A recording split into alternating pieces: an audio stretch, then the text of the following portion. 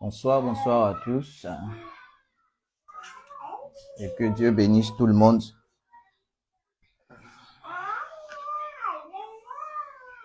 On se connecte rapidement.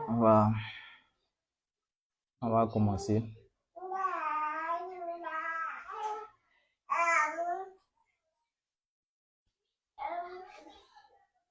Connectez-vous et partagez le direct. Connectez-vous.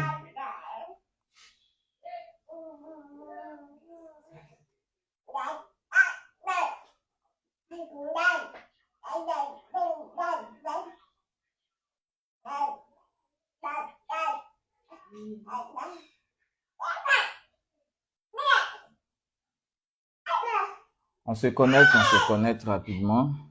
On va commencer. Partagez le direct.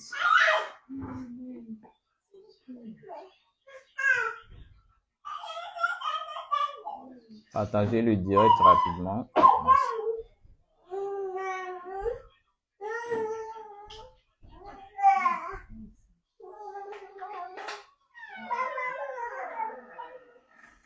On partage le direct rapidement. On va commencer. Le direct rapidement. On va commencer. Ok. Que Dieu bénisse tout le monde. On va rapidement commencer. Et comme on a commencé le thème depuis 2 samedis, aujourd'hui est le 3e samedi, on a expliqué un peu quand et comment est-ce que le christianisme est arrivé en Afrique. D'accord? Et aujourd'hui, comme prévu, j'ai décidé de parler un peu du syncrétisme religieux. Parce que dans mon développement passé, j'ai touché un peu le point du syncrétisme religieux. C'est-à-dire comment ils ont associé, ils ont essayé de mettre des points de plusieurs religions ensemble pour créer le christianisme. D'accord? Cette religion du christianisme a été créée par un syncrétisme religieux, c'est-à-dire ils ont pris dans plusieurs autres religions qui ont existé bien sûr avant le christianisme pour créer le christianisme, la religion chrétienne. Et le samedi passé, j'ai parlé un peu de la religion Mitra. Et je vous avais promis aujourd'hui de rentrer un peu en profondeur pour parler plus précisément et un peu en détail de la religion de Mitra ou encore le mitraïsme ou le mitracisme. D'accord? Donc, c'est de ça qu'on va parler aujourd'hui. Comment ils se sont servis de la religion Mitra et de d'autres religions pour créer cette religion chrétienne. D'accord? Et comme j'ai dit dans Tam, il faut d'abord savoir que la religion de Mitra ou encore le mitraïsme ou le mitracisme, c'est une religion qui a existé 1000 ans. D'accord? Donc un millénaire avant le christianisme. Il y a aussi le dieu ou la divinité Horus ou Osiris, parce que dans la mythologie égyptienne, il y a le dieu ou la divinité Osiris qui a existé, qui est mort et qui est revenu sous la forme d'Horus. D'accord? Et c'est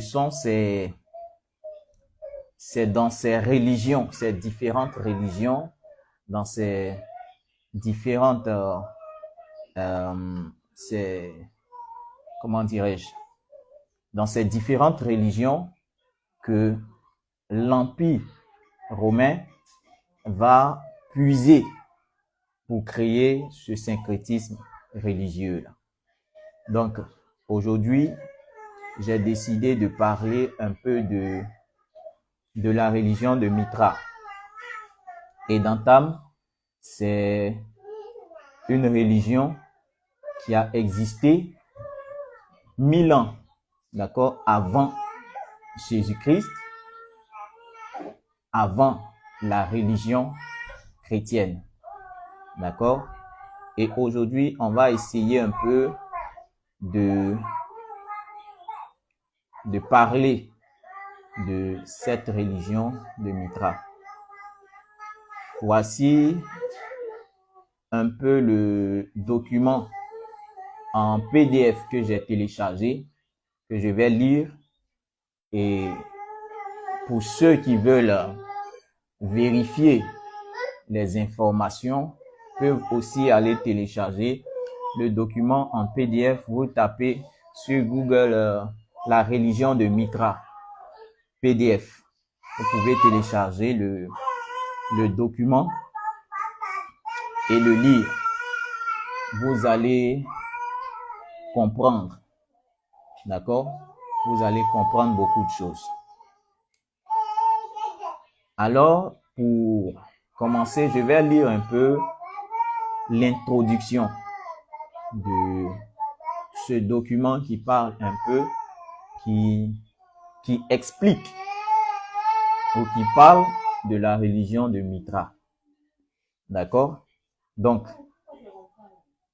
je vais lire l'introduction, la religion de Mitra. Une approche déjà, il faut remarquer que dans l'introduction que la religion de Mitra est très proche, d'accord, du christianisme. Donc, je lis. On dit qui penserait, ça c'est l'introduction, qui penserait au premier abord que cette religion a influencé l'église chrétienne. Pardon, faut essayer de faire taire l'enfant un peu, il fait trop de bruit. Je sais pas si on m'entend ici. Donc, qui penserait au premier abord que cette religion a influencé l'église chrétienne, d'accord, naissante, et a risqué de la faire disparaître à son profit. Qui sait que la date de la fête de Noël, que le nom germanique ou anglais de dimanche en anglais c'est Sunday, jour du soleil, et pareil en allemand, Sonntag, qui veut aussi dire jour du soleil, proviennent directement de cette religion. Donc, la fête de Noël et le jour du dimanche, ce sont des choses qui viennent directement de cette religion de Mitra, de cette divinité Mitra. Et comme j'ai dit, cette religion a existé 1000 ans avant le christianisme. Et elle est née en Perse, donc en Inde, et plus tard est arrivée à Rome. Déjà, comme je dis toujours, on remarque une chose, que toutes ces choses-là, le samedi passé et surpassé, j'ai eu à parler de comment est-ce que le Nouveau Testament a été inventé. Et on a expliqué que ce empereur, écrivain et dictateur romain est venu en Afrique, a pris des documents dont l'histoire de l'Afrique et même la loi et les prophètes qu'on a aussi appelé la Torah et qu'ils ont appelé plus tard l'Ancien Testament. Donc, ils vont prendre ça dans la bibliothèque d'Alexandrie, en Égypte, et brûler tout le reste des documents pour effacer les traces, d'accord, de la vraie histoire de l'Afrique. Et ils vont se retrouver ou aller à Rome avec, pour se servir de ça, pour résumer, pour se servir de la loi et des prophètes pour écrire ou pour inventer le Nouveau Testament. Donc, l'Ancien Testament ou la loi et les prophètes vont se retrouver où? À Rome. Voici un premier point. Ensuite, quand on lit ici l'histoire du dieu ou de la religion Mitra, il y a encore un point en commun. C'est que cette religion est née en Perse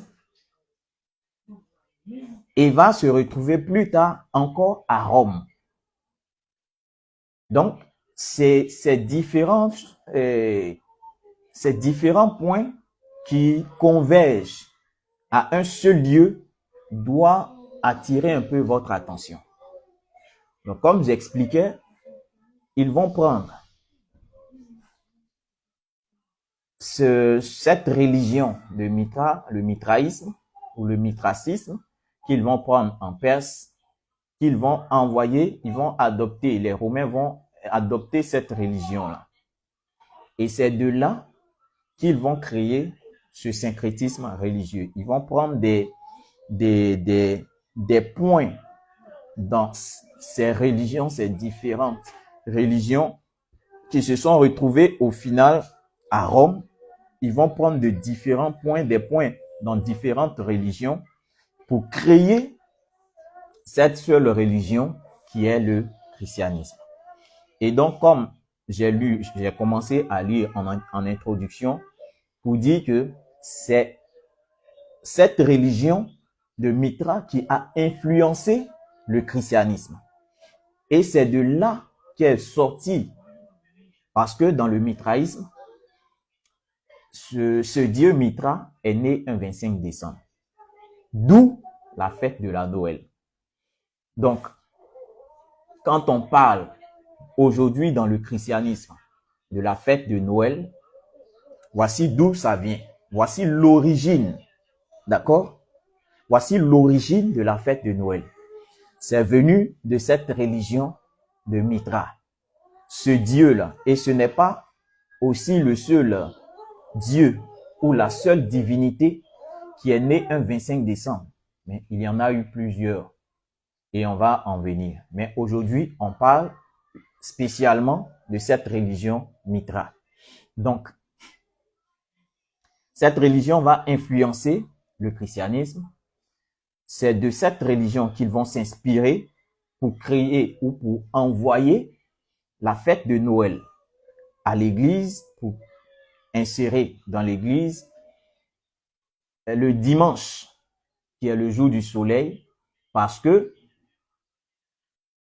c'est, comment dirais-je, de cette religion qu'ils vont s'inspirer. Donc, je continue pour expliquer. Donc, on dit que la Noël et le dimanche ont été tirés de cette religion pour créer ou pour l'insérer dans la religion chrétienne. Donc, pour en dire, je reprends, qui penserait au premier abord que cette religion a influencé l'Église chrétienne naissante et a risqué de la faire disparaître à son profit? Qui sait que la date de la fête de Noël, que le nom germanique ou anglais du dimanche, Sonntag ou Sunday, proviennent directement de cette religion? L'étudier n'est donc pas anodin. Bien au contraire, je vous souhaite une bonne lecture de ce qui suit. D'accord? Donc, en bas maintenant, ils vont donner l'origine de cette religion. Le monde perse et le monde grec, donc gréco-romain, ensuite, sont deux mondes très différents et qui vont s'affronter.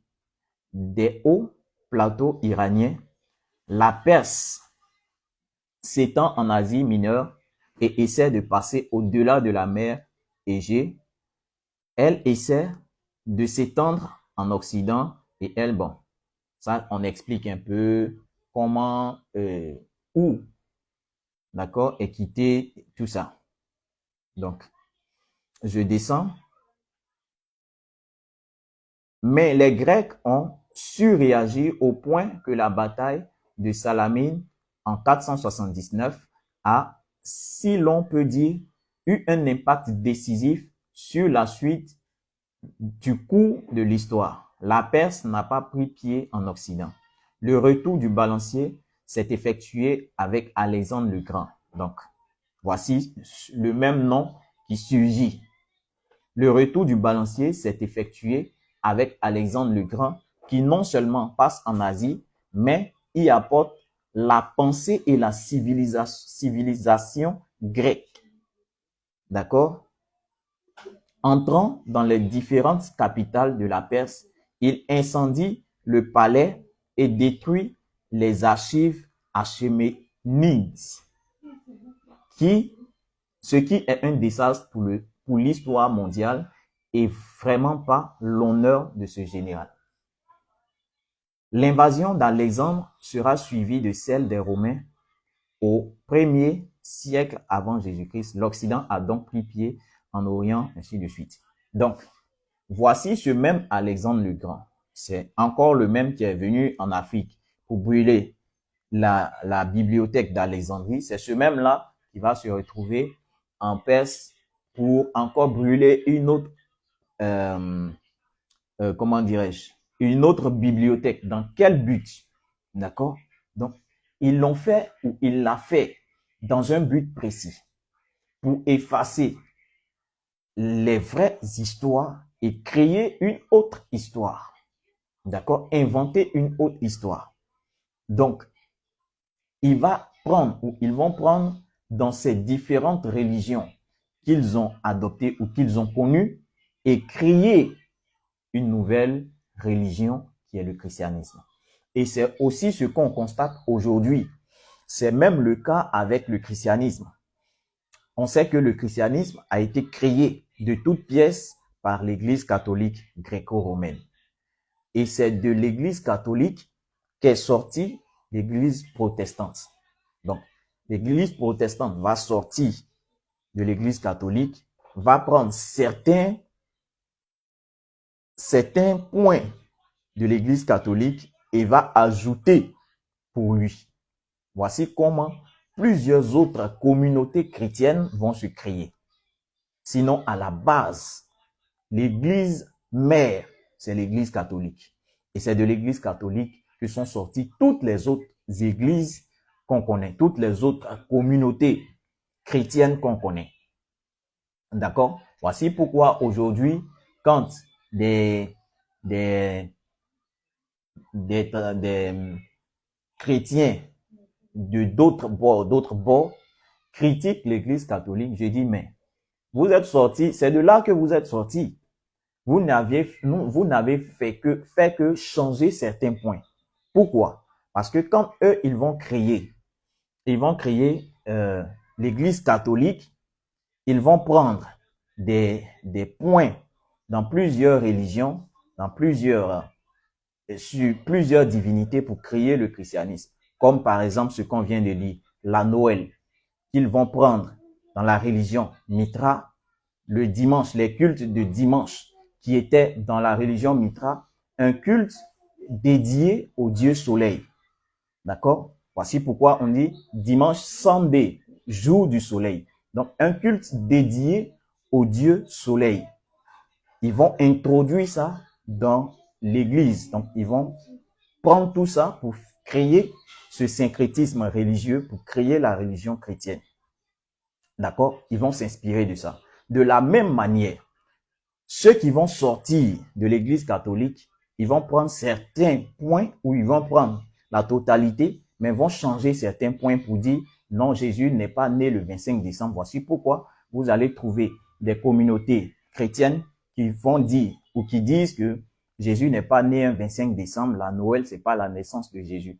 Bon, si pour vous, la Noël n'est pas la naissance de Jésus, il est né quand? La question reste posée. Mais je continue mon développement. Donc, ils vont s'inspirer de plusieurs points pour créer la religion chrétienne. D'accord?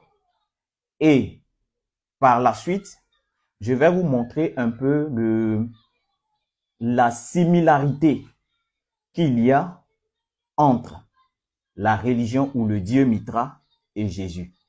Et je vais poser une seule question aux chrétiens. Donc, on va faire cette comparaison du Dieu Mitra et de Jésus. La similitude, c'est quoi? Il y a d'abord la naissance. D'accord? Donc, je vais lire un peu. On dit dans les deux traditions. Donc, dans la tradition de Mitra ou dans les deux religions, dans le mitraïsme et dans le christianisme, Mitra et Jésus sont considérés comme ayant une naissance divine et miraculeuse. Ça, dans toutes les religions, toutes les divinités de toutes les religions sont nées de façon divine et de façon miraculeuse. D'accord? Il y a Osiris qui est né de façon miraculeuse. Toutes les divinités que vous connaissez, pour ne pas en citer. D'accord? Ensuite, il y a la fête du 25 décembre. On est la fête de la naissance de Mitra. Natalis Invicti était célébrée le 25 décembre, date qui a ensuite été adoptée pour la célébration de la nativité de Jésus. D'accord? Donc, même quand vous allez sur Google, que vous tapez, on dit que le 25 décembre, c'est la naissance de Jésus. D'accord? Bon, moi, la question que je pose toujours aux chrétiens, est-ce que, parce qu'on dit que Jésus est Dieu, les chrétiens disent que Jésus est Dieu, est-ce que ce Dieu ou cet être transcendant, cet être qui a créé toutes choses, même ces divinités, bon, en griffe, qui existent aujourd'hui, peut copier sur la créature? Moi, je dis non. D'accord? Donc, tout ça, tout ce qui est dans le christianisme ne sont que des imaginations des hommes. Mais Dieu ne peut pas copier sur ce que l'homme fait ou sur ce qui a déjà été fait par quelqu'un ou par quelque chose. Dieu ne peut jamais le faire. En tout cas, le vrai Dieu que moi, je connais. D'accord? Que dans nos langues africaines, parce que on sait que dans la langue africaine, le non-Dieu même n'existe pas, mais dans chaque langue africaine, il y a cette appellation de cet être divin. D'accord? De cet être transcendant. D'accord? Donc, ce Dieu-là ne peut pas copier sur des divinités qui ont déjà existé des milliers d'années en arrière pour lui se représenter. Moi, je dis non. Alors, parlant de la naissance miraculeuse, parlant de 25 décembre, d'accord? Dieu ne peut pas copier parce que les autres divinités sont nées un 25 décembre ou bien une divinité est née un 25 décembre. Dieu va choisir aussi cette date-là pour lui naître ou pour entrer dans un corps humain pour exister sur la terre, pour vivre, pour venir mourir. Non, c'est impossible. Je continue. Il y a des symboles dans le christianisme qu'on retrouve dans la religion Mitra. Par exemple, le sang. D'accord? Dans la religion Mitra, il est parlé du dieu Mitra qui a tué un taureau. D'accord? Qui a tué un taureau pour que ce sang-là puisse sauver, en d'autres termes, je paraphrase.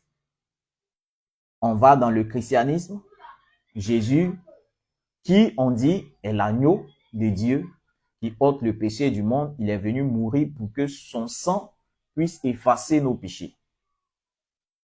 D'accord? Donc, pourquoi ces similarités?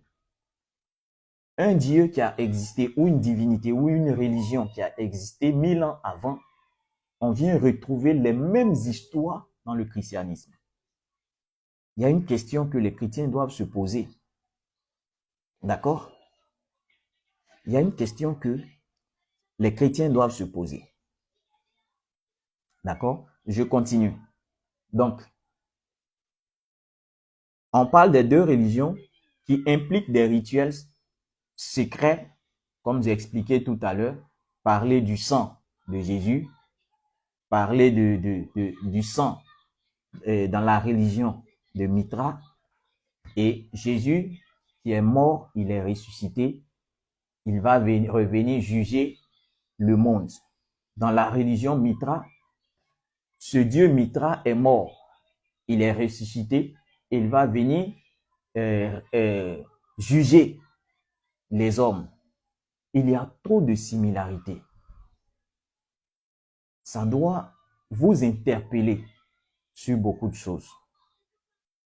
Ça doit vous interpeller, les chrétiens, sur beaucoup de choses. Maintenant, avant de revenir dans le vif de notre sujet, pour parler de Jésus lui-même, de la personne de Jésus, moi, je veux poser encore une question aux chrétiens. J'ai expliqué un peu comment la religion, le christianisme est arrivé en Afrique, et tous les chrétiens le savent. Le christianisme est arrivé en Afrique par la force, d'accord? Et c'est pendant la traite négrière, pendant l'esclavage, que le christianisme va arriver, va s'imposer en Afrique.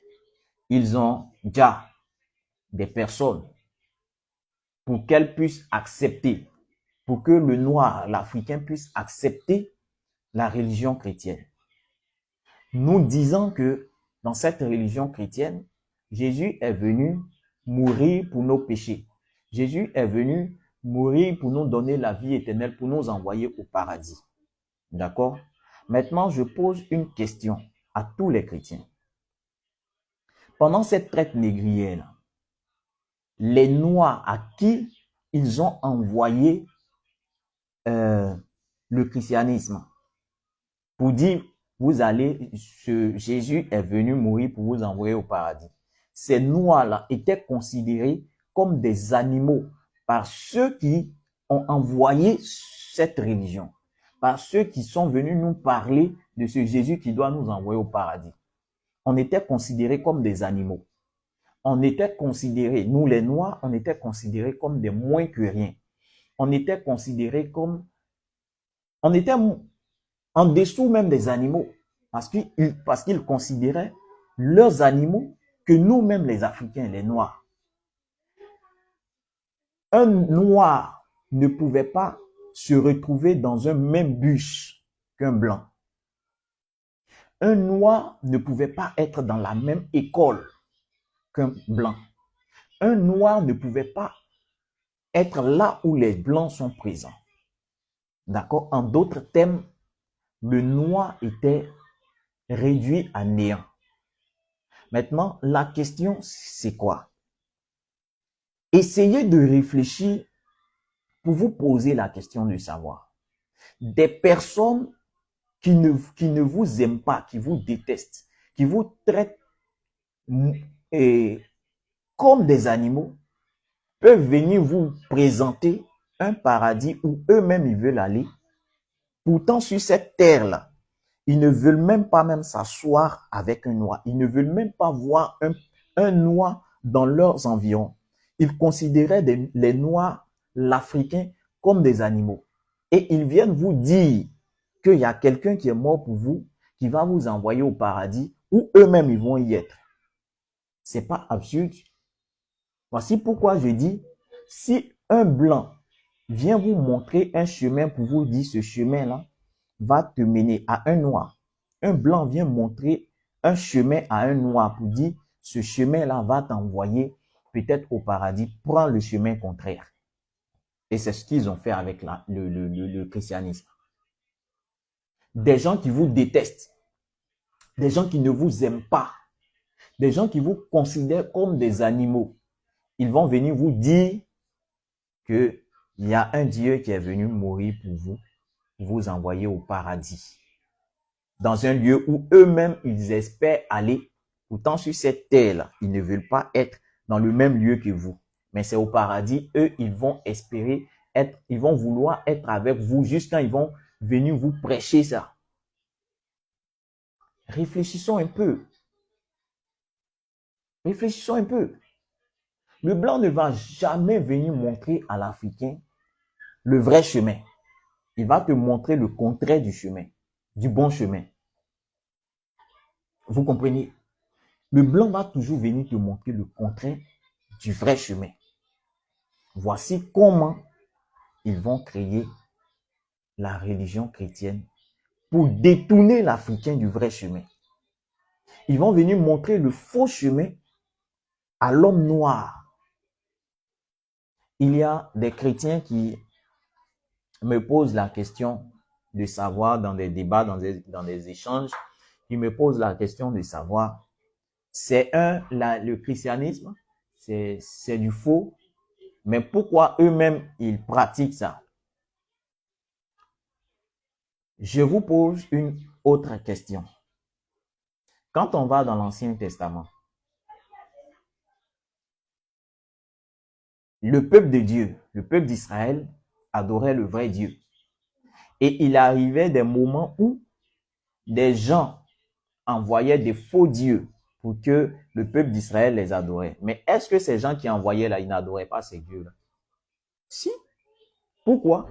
Parce qu'ils savaient, ou ils savent que le Dieu du peuple d'Israël n'aime pas qu'on envoie un Dieu étranger chez lui.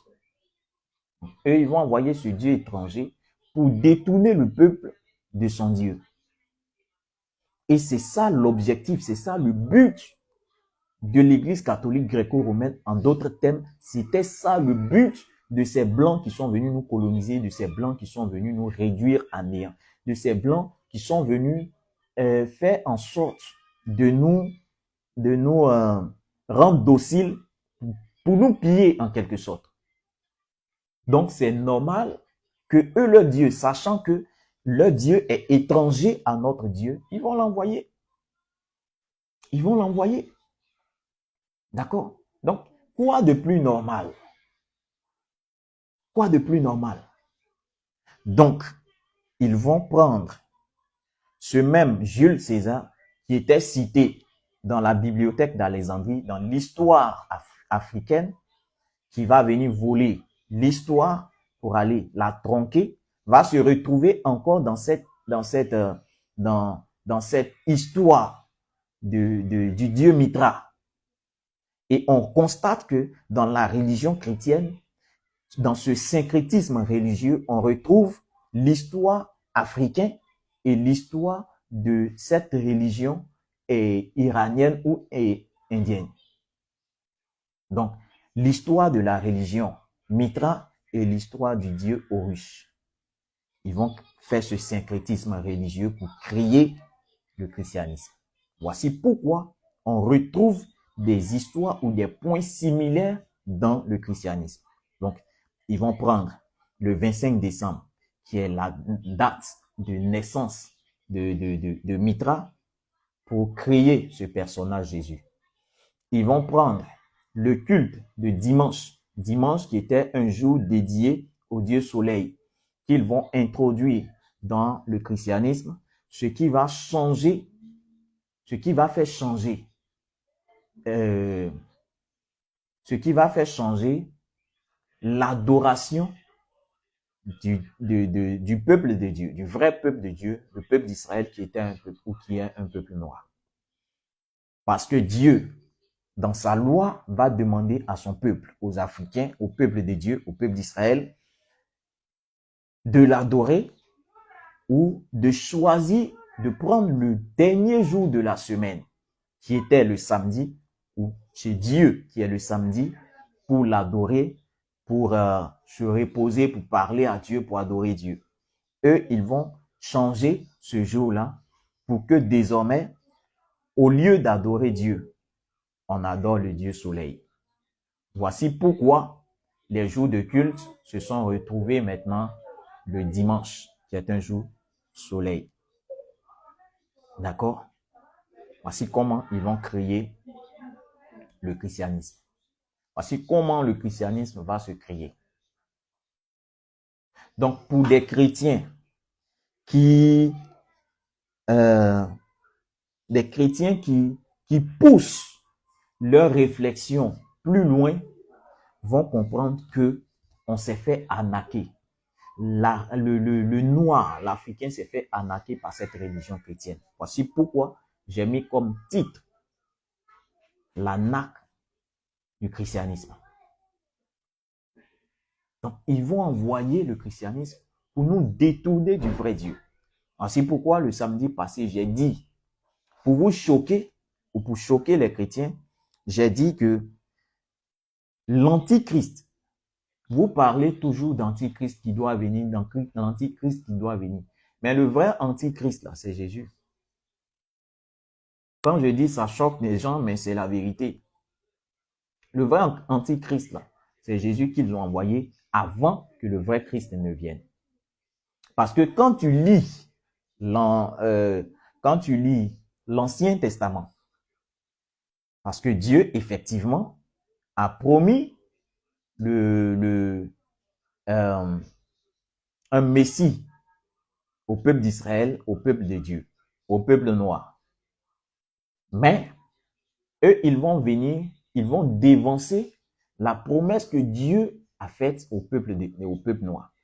Dieu va dire ou va donner la mission ou les caractéristiques de ce Messie. Mais pour des chrétiens qui poussent leur réflexion, quand ils comparent la mission que ce soi-disant Dieu, Jésus, est venu accomplir selon le Nouveau Testament, n'a rien à voir avec la mission du vrai Messie, du vrai Christ. Voici pourquoi je dis que Jésus, là, c'est l'antichrist qu'ils ont envoyé d'abord. Et pour nous détourner, ils vont nous dire que dans les derniers temps, il y aura l'antichrist va venir parce qu'ils savent que Dieu doit envoyer le vrai Christ. Mais ils vont nous détourner de sorte à ce que quand le vrai Christ va venir, on puisse le voir en antichrist. Pourtant, l'antichrist, ils l'ont déjà envoyé. D'accord? Ils ont déjà envoyé l'antichrist. Ce Jésus-là, je le dis haut et fort. Aujourd'hui, j'ai un frère qui a envoyé cette vidéo-là que j'ai compris dont j'en avais déjà parlé. J'en avais déjà parlé. Pourquoi les vrais juifs ne croient pas en ce Jésus-là? Parce que quand tu compares les caractéristiques ou la mission du vrai Christ et de ce que Jésus est venu faire, il n'y a rien de similaire. Le vrai Christ doit venir, doit être un guerrier physique qui va venir délivrer physiquement, qui doit venir apporter la paix physique. Jésus est venu, il y a eu quelle paix sur la terre? Le peuple d'Israël a eu quelle paix quand Jésus est venu, selon le Nouveau Testament? Aucune paix. Il est venu délivrer physiquement qui ou quoi? D'accord? Au contraire, quand tu lis le Nouveau Testament, quand on venait l'attraper, c'est Pierre qui a voulu le défendre. Bon, quelqu'un qui doit venir délivrer un peuple, c'est une personne qui le défend. Donc vous comprenez que ce n'est même pas le Messie. C'est l'Antichrist qui nous a envoyé avant que Dieu n'envoie le vrai Christ. Tout ça pour détourner le vrai peuple de Dieu, de son Dieu. Sachant que quand le vrai peuple, quand le peuple d'Israël se détourne de Dieu, de son Dieu, Dieu enlève sa main sur lui. Dieu permet à ce que tous ceux qui leur en veulent puissent faire de ce qu'ils veulent. Voici pourquoi dans l'Ancien Testament, vous allez remarquer que à chaque fois que le peuple de Dieu se détournait de Dieu, tous ceux qui leur faisaient la guerre les vainquaient. Arrivaient à les vaincre. D'accord? Arrivaient à les vaincre parce que Dieu enlevait sa main sur eux. Au temps de Babylone, on a vu, ils ont été envoyés en déportation. Au temps d'Akaz, c'est plus tard Ézéchias qui va venir les délivrer de ça. Pourquoi? Parce qu'il va détruire tout ce qui était faux Dieu en Israël. Et il y a eu plusieurs fois ces choses qui se sont répétées. Et donc, ces Occidentaux savent ou ils connaissent le point faible du peuple de Dieu. Ils connaissent le point faible du peuple noir. Ils savent que si on se détourne du vrai Dieu, automatiquement Dieu enlève sa main sur nous. Donc, ils pourront faire de nous ce qu'ils veulent. Donc, ils vont créer ce syncrétisme religieux, aller prendre des histoires dans plusieurs religions, chez plusieurs divinités, pour mettre ensemble, pour créer cette religion chrétienne. D'accord? Pour créer cette religion chrétienne. Donc, ils vont prendre un point ici, 25 décembre, qui est la naissance de Jésus. Et comme j'expliquais le samedi, je suis passé, comment on peut comprendre que ce Jules César, qui a existé des siècles avant Jésus, on connaît sa date de naissance. Si vous partez taper sur Google la date de naissance comment on appelle, de l'empereur Jules César, on vous dira entre le 12 et le 13 juillet, l'an 100 avant Jésus. Bon, pour lui, là, on connaît le jour, on connaît le mois. Mais pour Jésus qui est né un siècle après cet empereur Jules César, on ne connaît pas sa date exacte. Ça ne vous dit pas quelque chose, chrétien. Je m'étonne quand tu mets tout ça devant le chrétien, mais il a toujours le cœur fermé. Pourtant, tout est clair. Tout est clair. Il n'y a pas de débat à faire. Voici pourquoi jusqu'à aujourd'hui, il n'y a pas un seul chrétien qui peut être capable. Moi, j'ai lancé ce défi-là et je lance toujours ce défi. Le samedi passé, je devais avoir un débat en direct avec un chrétien, mais il a désisté au final. Je recherche un échange, un débat, mais de préférence même pas avec un chrétien, mais avec un pasteur. Quelqu'un qui maîtrise la Bible. Moi, je ne la maîtrise pas, mais je préfère débattre avec quelqu'un qui maîtrise la Bible. Comme ça, on verra qui dit vrai, qui ne dit pas vrai. Verset contre verset, argument contre argument. C'est ce défi que je lance à tout pasteur, à tout chrétien. Tout pasteur sans exception. Tu es docteur, tu es archibishop, tu es évêque, archi-évêque, je ne sais quoi. Tout ça, ce sont des choses même qui ont été créées par l'Église catholique gréco-romaine. Nulle part dans l'Ancien Testament, tu ne vas entendre parler de bishop, d'archibishop, d'évangéliste, de je ne sais quoi. tous les 5 ministères qu'ils ont mis dans le Nouveau Testament. Dans l'Ancien Testament, on ne connaît que le pasteur et le prophète. Point. Le pasteur et le prophète. C'est qui le pasteur? Le pasteur, c'est celui qui dirige un peuple. Donc, même l'imam, c'est un pasteur. D'accord? L'imam, c'est un pasteur. Mais dans le christianisme, ils ont créé tellement de grades. Sachant que les grades, là, c'est dans les sectes qu'on les retrouve. Les grades, c'est dans les sectes qu'on les retrouve. Dieu, dans l'Ancien Testament, je n'ai jamais vu dans l'Ancien Testament où Dieu a gradé quelqu'un. Tu es né prophète, tu meurs prophète. Mais aujourd'hui, dans le christianisme, tu ne peux pas sortir, tu ne peux pas être prophète d'un coup. Tu commences par missionnaire. J'étais dans une assemblée où, avant de devenir pasteur, tu es d'abord missionnaire. Missionnaire, tu es temps. Après, je crois, missionnaire. Après missionnaire, tu peux devenir pasteur. Après pasteur, et bishop. Après bishop, évêque, ainsi de suite. Ça sort d'où? Les grades, là, on sait tous que les grades, c'est dans les sectes qu'on en trouve. Tu vas dans la franc-maçonnerie, on te parle de grades. Tu vas dans tout ce qui est mystique, on te parle de grades. Mais avec Dieu, il n'y a pas de grades. Dieu dit, avant qu'on ne naisse là, il nous a connus. Donc, avant de naître même là, où tu nais prophète, tu meurs prophète. Tu ne vas pas changer d'appellation, de quoi que ce soit. D'accord? Tu ne vas pas changer d'appellation ou de quoi que ce soit. De la façon dont tu es né, c'est comme ça que tu vas mourir. Tu nais prophète, tu meurs prophète. Donc, tout ça, on finit par comprendre que c'est une chose, c'est une religion inventée de toutes pièces. Ils se sont assis, ils ont inventé. Mais on ne peut pas, ils ne peuvent pas inventer comme ça. Donc, ils vont aller prendre. C'est comme un élève qui est en salle d'examen et on lui envoie la correction pour lui dire copie. Je me souviens quand j'étais au CM2.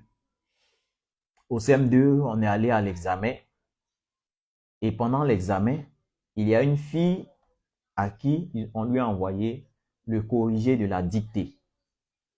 Et ils ont demandé ils ont dit à la fille, faut pas copier textuellement toute la dictée, sinon ils vont savoir, à la correction, ils vont savoir que tu as triché. Donc, il faut faire l'effort de mettre quelques erreurs dans la dictée que tu vas copier. Mais la fille, elle a tout mélangé, elle a eu 0. D'accord? Pour dire quoi? C'est dit, on t'envoie un corrigé, on te dit, fais l'effort de mettre ta propre idée dedans, pour ne pas qu'on sache que c'est un corrigé qu'on t'a envoyé. Donc, qu'est-ce que l'élève va faire? Il va prendre certaines parties de ce qu'on lui a donné et il va ajouter sa propre idée. C'est ce que l'Église catholique gréco-romaine a fait avec le christianisme. Ils vont aller prendre des points dans d'autres religions avec d'autres divinités et ils vont y ajouter leur propre idée en s'inspirant de l'Ancien Testament. En s'inspirant, c'est eux qui ont appelé ça l'Ancien Testament. Moi, je dis en s'inspirant de la loi et des prophètes ou de la Torah. D'accord? Ils vont s'inspirer de la loi et des prophètes. Ils vont aller puiser dans les différentes religions pour créer ce syncrétisme religieux, pour ajouter leur propre idée et créer le Nouveau Testament, créer la religion chrétienne. Donc, voici un peu comment ils vont créer la religion chrétienne. Je vais continuer et répondre parce que j'étais en train de répondre à une série de questions ou une série de préoccupations d'un frère chrétien suite à mon explication sur comment le christianisme est arrivé en Afrique.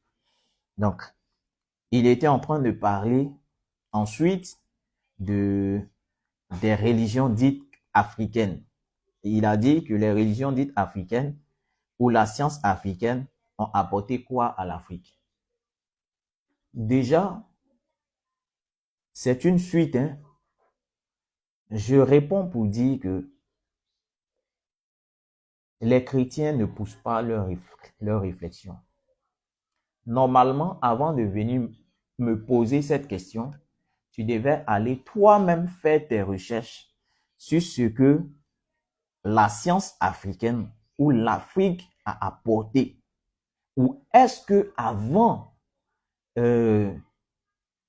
l'avènement du christianisme, est-ce qu'il y avait une civilisation en Afrique? Est-ce qu'il y avait une science en Afrique? Ce sont les chrétiens, ce sont des personnes qui n'aiment pas réfléchir, qui n'aiment pas chercher. Donc, sans réfléchir, ils vont venir poser des questions pêle-mêle, pourtant la réponse est devant eux. Il faut savoir, que les Blancs n'ont rien inventé. 99% de ce qu'ils nous ont fait croire qu'ils ont créé ou qu'ils ont inventé ne vient pas d'eux. D'accord? La médecine est née en Afrique. L'écriture est née en Afrique. Tout ce qui est civilisation est né en Afrique. Les mathématiques, les sciences sont nées en Afrique, ont été créées en Afrique. Les Blancs n'ont rien inventé. Même la musique en Afrique. Donc, quand des chrétiens viennent poser la question de savoir qu'est-ce que la science africaine ou la civilisation africaine a apporté à l'Afrique, je suis choqué, je suis peiné. Je suis sidéré de cette pensée des chrétiens, de cette manière de réfléchir des chrétiens. Parce qu'ils disent, leur langage, ils disent quoi? L'Africain ne valait rien, ne foutait rien. Ce sont les Blancs qui ont envoyé l'école, ce sont les Blancs qui nous ont appris. Je dis non. Je dis non. C'est parce que le chrétien lui-même n'aime pas faire des recherches. Il se contente de ce qu'il a appris à l'église. Sans réfléchir. Voici pourquoi ils ont la Bible, mais ils ne savent rien de tout ce qui est dans la Bible. Ils ne savent rien.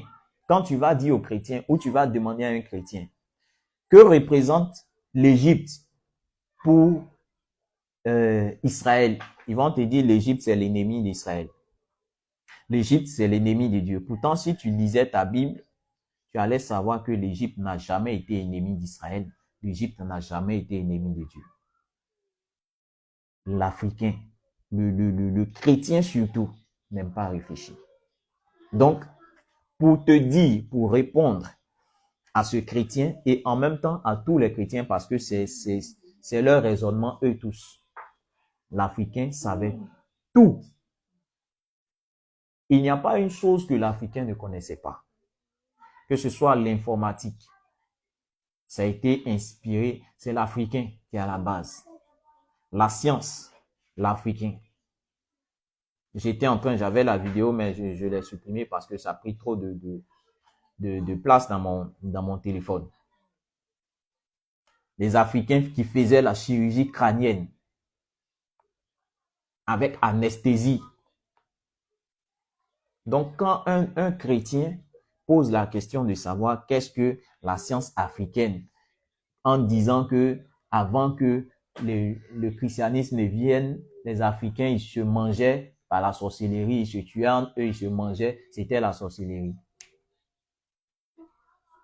C'est stupide de raisonner comme ça. C'est très stupide pour un Africain de raisonner comme ça. Et de même dire que les Africains étaient tous bêtes, étaient tous inintelligents. C'est stupide. Et la plupart du temps, ce sont des chrétiens qui raisonnent comme ça. Ce sont des chrétiens qui ont ce raisonnement. Ce sont des chrétiens. Donc, pour te répondre, l'Africain est à la base de tout. Ce qui est invention, de tout ce qui est création, que ce soit les mathématiques. Va faire tes recherches Je ne vais même pas rentrer dans les détails. Toi-même va chercher parce que tu n'aimes pas chercher. Mais je te réponds tout simplement pour te dire que l'Afrique a apporté beaucoup au monde entier. Parce que c'est de tout ce qui était africain que les Blancs se sont inspirés. On parle de la propriété de Thalès. Va faire tes recherches. Retourne en arrière. Va faire tes recherches. Tu vas découvrir qu'ils sont venus chercher. Thalès est venu chercher, est venu étudier cette propriété en Afrique, en Égypte. Et il a mis son nom sur cette propriété. Pythagore est venu chercher, est venu apprendre ça en Égypte. Il a mis son nom dessus. Il y a trop de choses, je ne vais pas rentrer dans des détails. Mais toi-même, va faire tes recherches. Parce que l'Africain n'aime pas réfléchir. Le chrétien surtout n'aime pas réfléchir. Le chrétien n'aime pas chercher. Voici pourquoi quand tu discutes avec lui et qu'il n'a plus d'arguments, il te dit c'est spirituel. Quand il n'a pas de réponse à te donner, il te dit c'est spirituel. Quand tu fais sortir, tu présentes devant lui toutes les contradictions de la Bible, il te dit c'est spirituel. C'est lui qui te dit qu'il n'y a aucune contradiction dans la Bible. Mais quand tu fais sortir pour lui donner, il te dit tu ne comprends pas, c'est spirituel. Donc Dieu ne fait rien de physique, tout est spirituel. Réfléchissons quand même. Réfléchissons. Donc, je continue. Je vais terminer avec ça. Il continue pour dire que l'Afrique est championne dans le mal, à pas détruire la vie des autres. Bon, ça m'écoeure d'entendre les chrétiens parler ainsi. Entre le blanc et le noir, qui est champion dans le mal? Qui est champion dans le mal? Dieu a créé le noir avec un cœur aimant, un cœur d'amour. Le noir aime, le noir est accueillant. Mais celui qui sème le mal, c'est le blanc. C'est le blanc. Ils disent aujourd'hui, les coups d'État en Afrique, qui est derrière ces noirs qui vont faire les coups d'État? Qui est derrière ces noirs qui vont, ces terreaux qui vont détruire? Ce sont les blancs. Si aujourd'hui, le noir a cette capacité d'aller faire du mal à son propre frère, c'est parce qu'il a faim. C'est parce qu'il ne mange pas. Donc, on lui présente une somme d'argent, il va courir parce qu'il a faim. Si moi j'ai de l'argent, je suis millionnaire, c'est quel argent tu vas me donner pour que je parte ou bien ôter la vie à mon frère? Qu'est-ce que je manque de quoi pour que tu puisses me donner de l'argent pour aller ôter la vie à quelqu'un? Non? Donc, aujourd'hui, si l'Africain ou le noir commet le mal, c'est parce qu'il a faim. C'est parce qu'on lui a pillé toutes ses richesses. Il se retrouve dans une situation où il n'a pas à manger. Donc, qu'est-ce que le blanc fait? Il va venir lui présenter de l'argent. Il va ôter la vie à ton frère. Il va faire du mal à ton frère. Il y a de l'argent. Donc, quand des chrétiens surtout réfléchissent comme ça me choque. Quand des chrétiens ont des raisonnements de ce genre, ça me choque. Ça me choque. Les plus mauvais sur cette terre, ce sont les blancs. La race blanche est la race la plus mauvaise. Vous n'allez pas en dire le contraire. Voici pourquoi, quand ils sont venus, les premiers instants, quand ils sont venus en Afrique, les Africains les ont accueillis avec amour. Les Africains ont accueilli les Blancs. Mais quand les Africains vont commencer à se rendre compte de l'idée qu'ils ont derrière la tête, ils vont commencer à résister. Il y aura plusieurs résistances en Afrique. Donc, quand des chrétiens disent que l'Afrique est championne dans le mal, ça me choque. Je dirais plutôt que c'est le chrétien qui est champion dans le mal. Parce que si tu veux croiser, la plus mauvaise personne va à l'église. Si tu veux croiser le plus gros sorcier, va dans le christianisme. Les personnes les plus mauvaises, les personnes qui font le plus de mal se retrouvent à l'église. Oui. Même les gens qui ne vont pas à l'église, les animistes, les athées, les kémites, ils sont plus bons, plus gentils que les chrétiens. Ils ont un bon cœur que les chrétiens. Les plus mauvais, les plus méchants, ceux qui font le mal, ce sont les chrétiens. Donc, arrêtez ce raisonnement pour dire que le noir, c'est le noir qui fait le mal. Le noir, l'Africain, est champion dans le mal. Celui qui est champion dans le mal, c'est le chrétien. Celui qui est champion dans la sorcellerie, c'est le chrétien. Parce que la sorcellerie, ce n'est pas seulement aller manger son frère. Ce n'est pas seulement s'envoler dans la nuit. Mais la sorcellerie, c'est faire croire à son frère que tu es avec lui, pourtant derrière, tu médites le mal contre lui. Pourtant, tu as une pensée négative contre lui. Et ça, le chrétien est champion dedans. Le chrétien est roi dedans. Voici pourquoi tu vas trouver des chrétiens ou même des pasteurs qui ôtent la vie à leurs propres fidèles dans le but d'être puissants.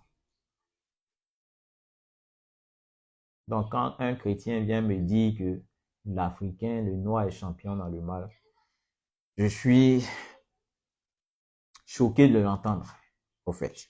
Je termine par là.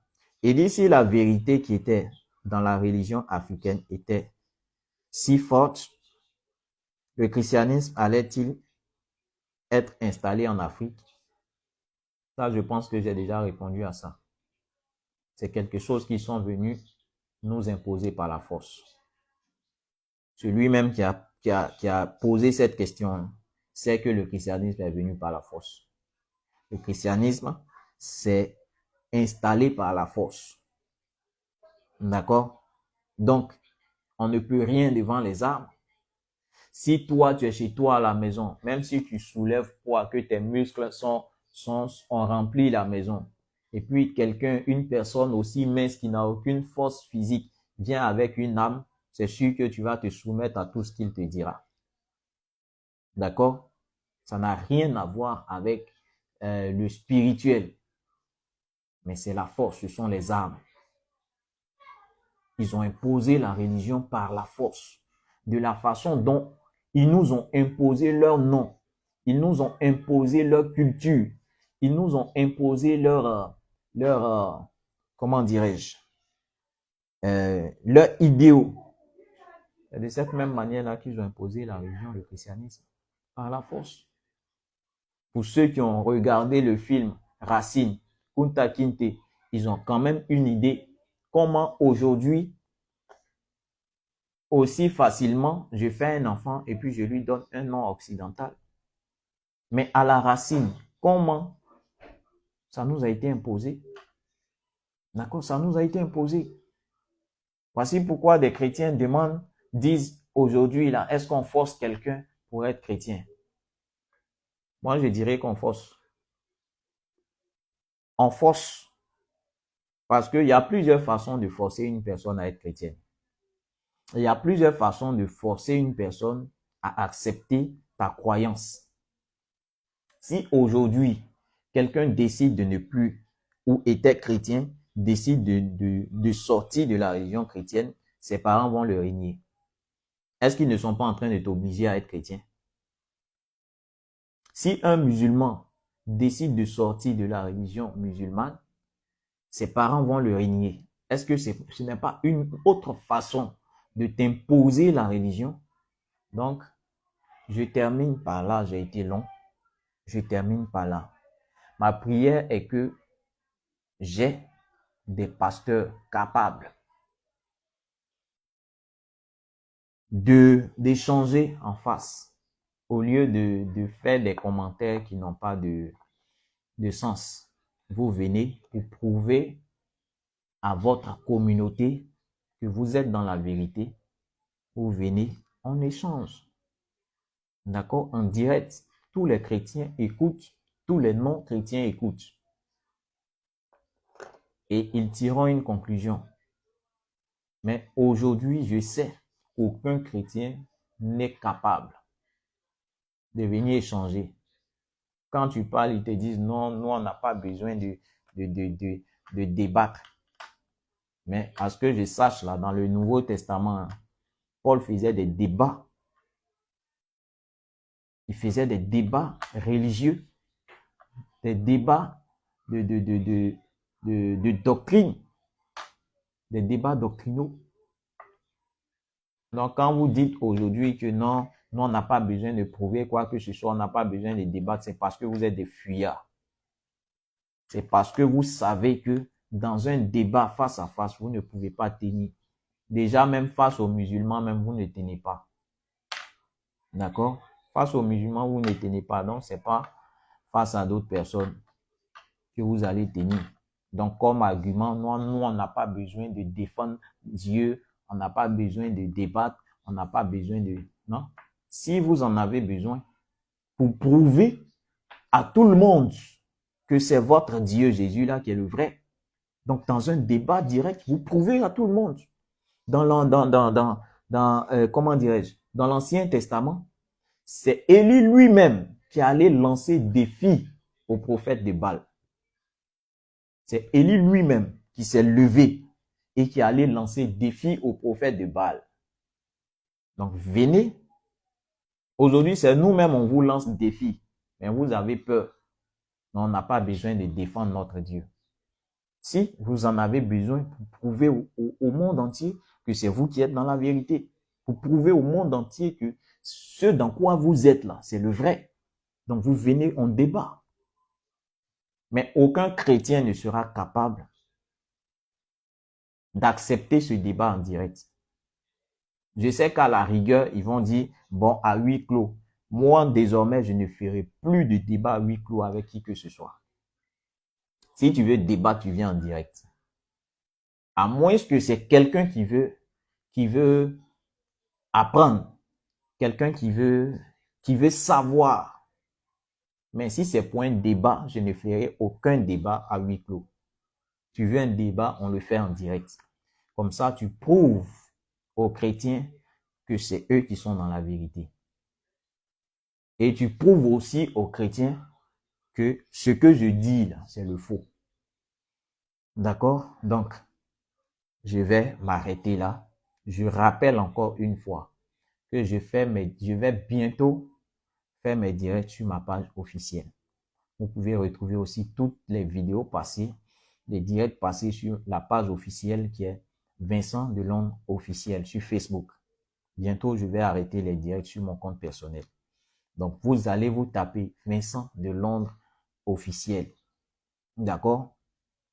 Vous vous abonnez, vous partagez. Si j'ai constaté qu'on a atteint au moins 100 abonnés, parce que je viens de créer actuellement, il n'y a pas d'abonnés. Si on a atteint 100 abonnés, je vais arrêter le direct sur mon compte personnel. Je vais faire le direct sur la page officielle et aussi mon compte TikTok qui est Vincent Delondre. Ça aussi, quand je vais atteindre 1000 abonnés, je vais faire des directs pour des débats. Il y a aussi les vidéos que vous pouvez retrouver sur ma chaîne YouTube qui est Vincent Delondre. Toutes les vidéos passées, si tu veux mieux comprendre. Parce que je constate que les chrétiens, ils écoutent une seule vidéo ou bien une séquence de 2-3 minutes et tirent leur conclusion. Toutes les vidéos passées sont sur la chaîne YouTube, sur le compte TikTok, sur la page officielle. Vous pouvez retrouver, parce que sur mon compte personnel, le direct se supprime, les vidéos se suppriment un mois après. Donc, les premières vidéos que j'ai faites, vous n'allez pas les retrouver sur mon compte personnel sur lequel je fais le direct présentement. Mais vous allez retrouver ces vidéos-là sur ma page officielle qui est Vincent Delondre officiel, sur le compte YouTube, la chaîne YouTube qui est Vincent Delondre et aussi la chaîne et le compte TikTok qui est Vincent Delondre. D'accord? Donc, sur ce, je vais m'arrêter là. Celui qui veut un débat direct, tu rentres en contact avec moi en semaine. pour qu'on programme pour que le samedi, on puisse en débattre en direct. D'accord? Sur ce, que la grâce et la paix de Dieu soient sur vous. Je rappelle encore une fois que tous les samedis, à partir de 9 h, on est à Kumasi, Sopim, Caniveau. Si tu veux faire un débat physique direct avec nous face à face, on est là-bas tous les samedis à partir de 9 h jusqu'à 13 h, 14 h, on est là. Donc tu veux un débat, tu peux venir nous trouver là-bas. On va échanger tranquille, dans la paix. D'accord? Donc, que la grâce et la paix de Dieu soient sur vous. On se donne rendez-vous samedi prochain à la même heure. Que Dieu vous bénisse.